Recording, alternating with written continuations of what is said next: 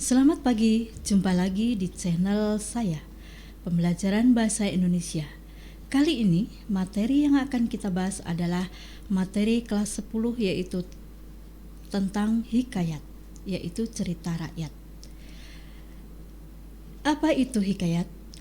Hikayat adalah sebuah karya sastra cerita rakyat yang berkembang di sastra Melayu dengan menggunakan bahasa Melayu yang pastinya asing buat kita, terutama bagi anak-anak di masa sekarang ini.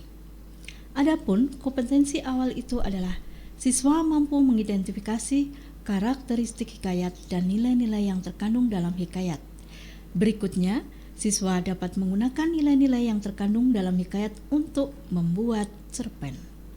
Namun yang akan kita bahas pada kali ini adalah siswa mampu mengidentifikasi karakteristik hikayat dan nilai-nilai yang terkandung dalam hikayat.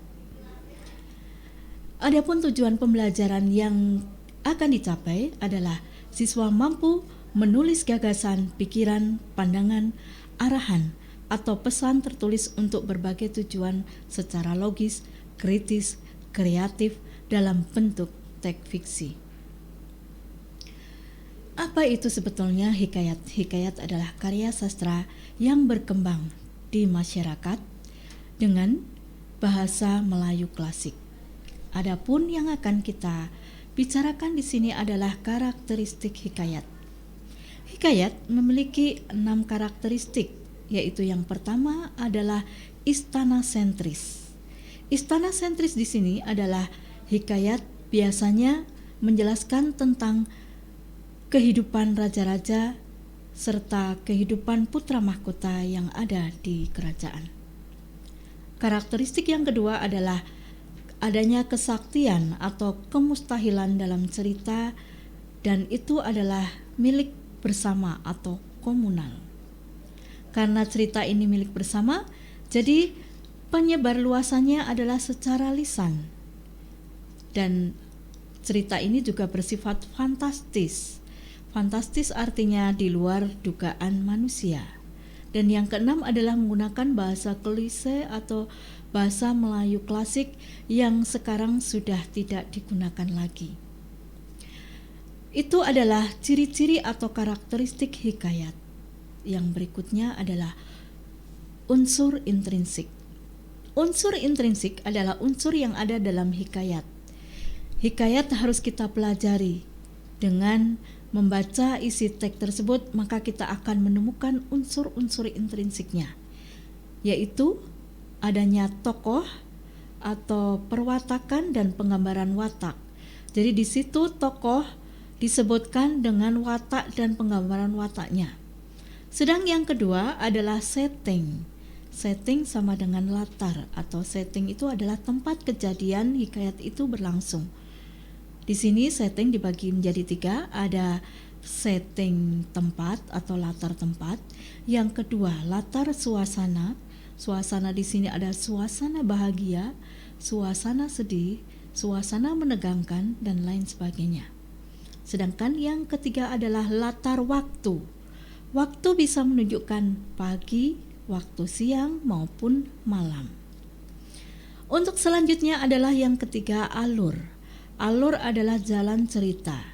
Jalan cerita dalam hikayat biasanya menggunakan alur maju, yaitu cerita diawali dengan secara kronologis. Artinya di sini cerita dimulai dari tokoh yang masih kecil, lahir, kemudian dia menjelang dewasa, dan akhirnya dia sampai menjadi seorang raja putra mahkota dan berakhir dengan bahagia.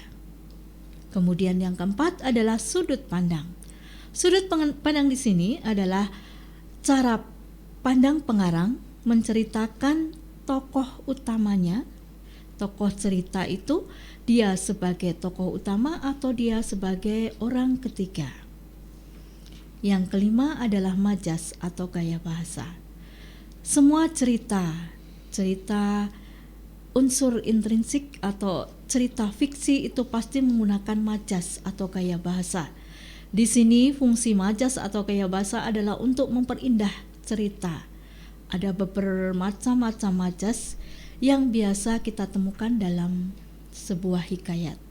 Misalnya di situ ada majas personifikasi, majas hiperbola, majas metafora, dan lain sebagainya. Yang keenam adalah amanat.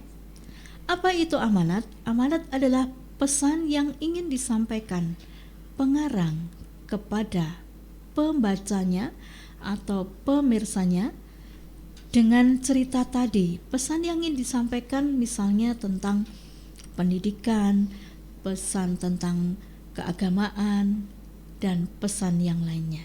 Dan yang terakhir adalah tema. Tema itu adalah ide pokok ceritanya. Di sini pengarang mengambil tema tentang misalnya kehidupan raja-raja, kehidupan putra mahkota, jalan hidupnya, dan sebagainya. Itu adalah unsur-unsur intrinsik yang bisa kita temukan dalam hikayat.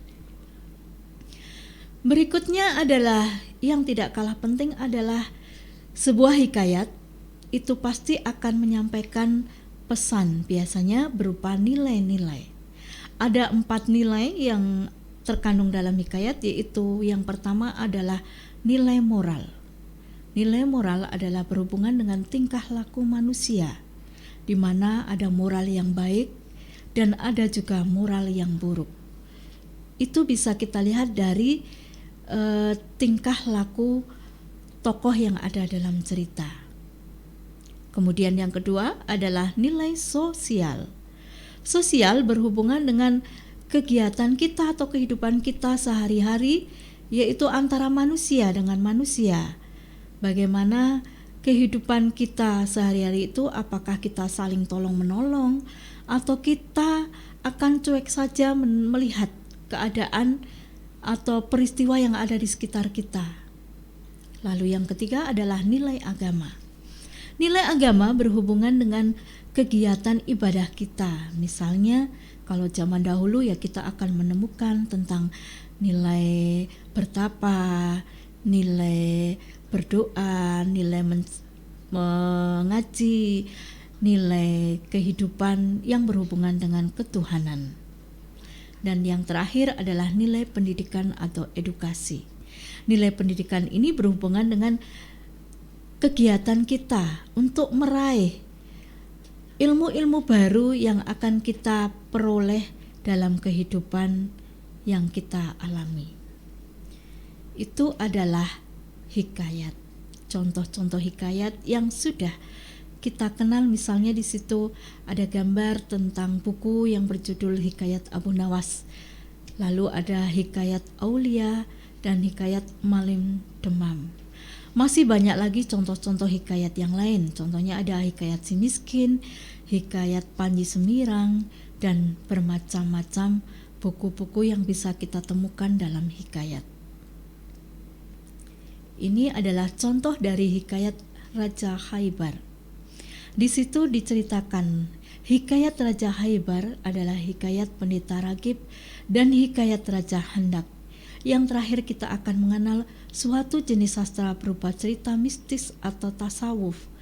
Jenis cerita ini terkenal dengan istilah sastra mistik. Pengarang mistik yang terkenal yaitu Hamzah Fansuri, Samsudin As-Samarani, Abdul Rauf Singkel, dan Nuruddin Aranari. Karangan Hamzah Fansuri ini yang terkenal yaitu Sair Perahu, Sair Si Burung Pungai, Sair Dagang, Syarab Al-Asyib, dan sair yang lainnya. Banyak jenis sastra mistik yang berhubungan dengan hikayat Raja Khaybar ini.